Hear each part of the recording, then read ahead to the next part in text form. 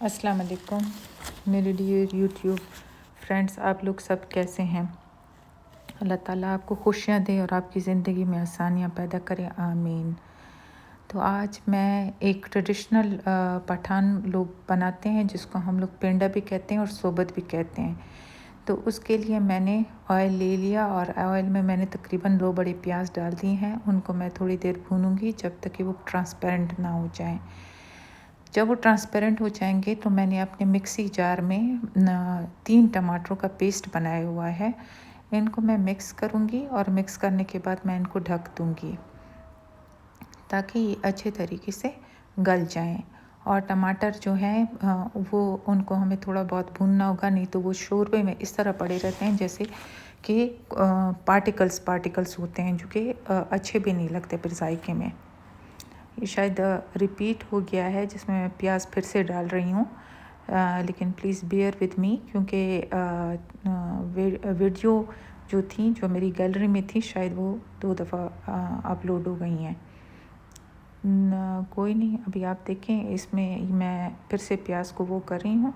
ये क्लिप दोबारा से चल पड़ा है तो अभी फिर से आप देखें वो टमाटर और प्याज दोनों जो हैं उनको मैं अच्छे तरीके से भूनूंगी। और मेरे इस प्लास्टिक के डोंगे में मेरे हेल्पर ने मेरे लिए बहुत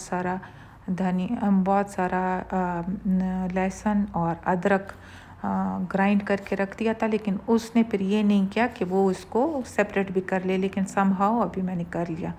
अभी मैं इसमें 1.5 चम्मच मैं इसमें नमक डाल रही हूँ, किलवंजी जा रही है अब इसमें, और 1.5 चम्मच तकरीबन मैं इसमें हल्दी डालूँगी।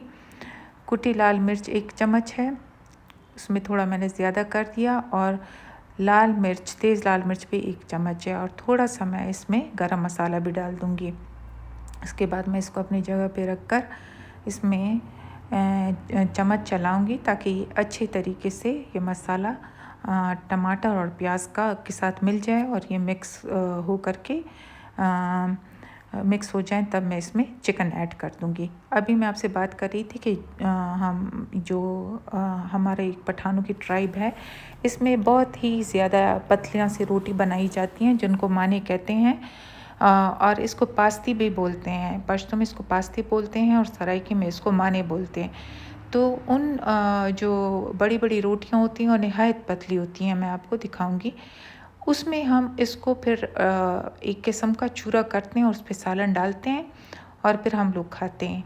अभी मैंने इसमें चिकन डाल दिया है, और सोबत में कुछ लोग या इसको पेंडा भी कहते हैं, इसमें बहुत सारे लोग नहीं डालते आलू, लेकिन कुछ लोग आलू डालते भी हैं।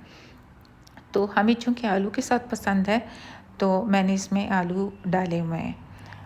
अभी जो है इसमें मैंने उसको भून लिया था टमाटर को अच्छे तरीके से। अभी इसमें तकरीबन मैंने 1 प्याली दही डाल दी है, क्योंकि वो जो सालन है, जिस तरीके से हम बिरयानी का एक स्पेशल तरीके से सालन बनाते हैं, इसका भी हम एक स्पेशल तरीके से सालन बनाते हैं ताकि उसमें हर चीज़ ऐसे मकदार के साथ हो कि वो ना सिर्फ सालन में टेस्ट पैदा करे, बल्कि इसमें जो हम रोटी तोड़ेंगे वो उसको भी वो चीज़ प्रोवाइड कर सके, जैसे मिर्चें और जैसे नमक, ये सारा कुछ ना।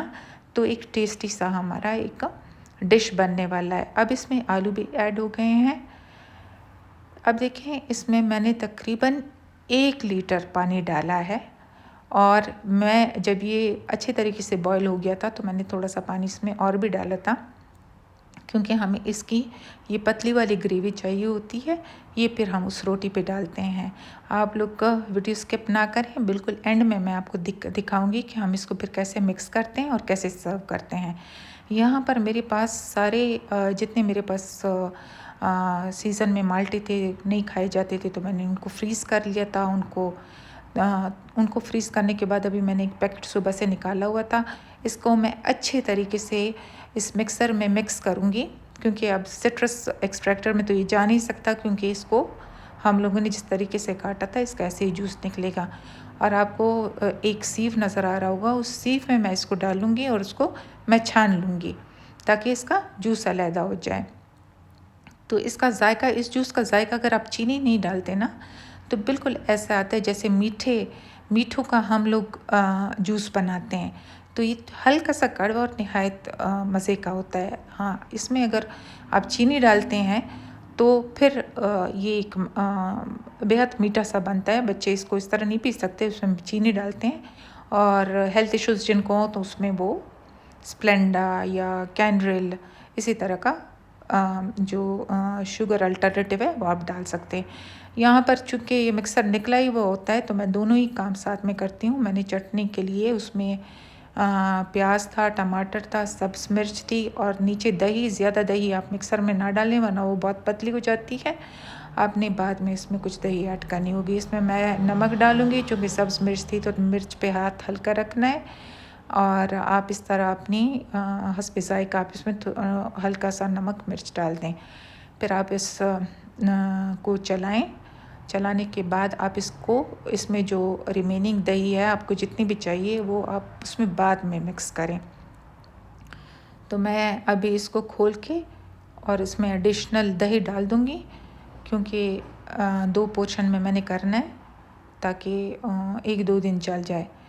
तो इस तरीके से मैं अपनी ये चटनी में धनिया और पुदीना दोनों था, और ये एक बहुत अच्छी कॉम्बिनेशन होती है हमारे इस ट्रेडिशनल पेंडा या सोबत, या इसको आप जो चिकन का सालन कहते हैं। ये ज़रूरी नहीं कि हम चिकन में बनाएं, ये बीफ में भी बनता है, ये मटन में भी बनता है।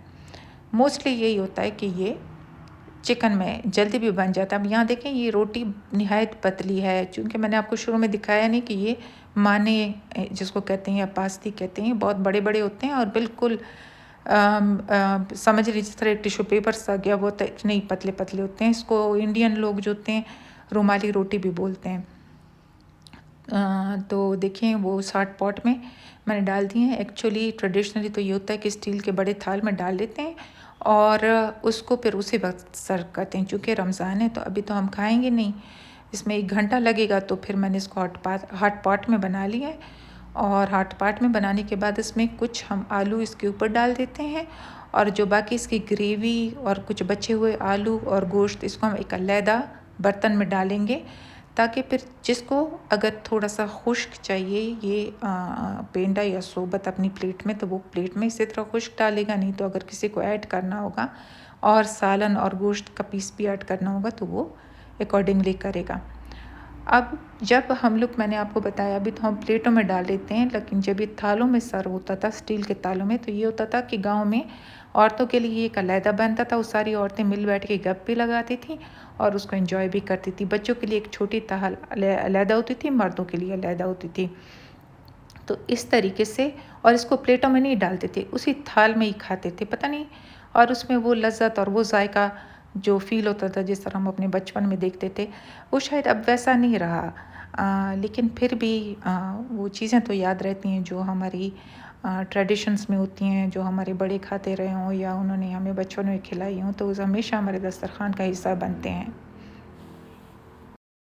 मेरी आपसे दरख्वास्त है कि मेरे चैनल को लाइक करें, कमेंट करें, सब्सक्राइब करें, नोटिफिकेशन बेल को ज़रूर प्रेस करें, और आखिर में यही दुआ कि आप लोग खुश रहें और खुशियाँ बांटें। अल्लाह हाफ़िज़।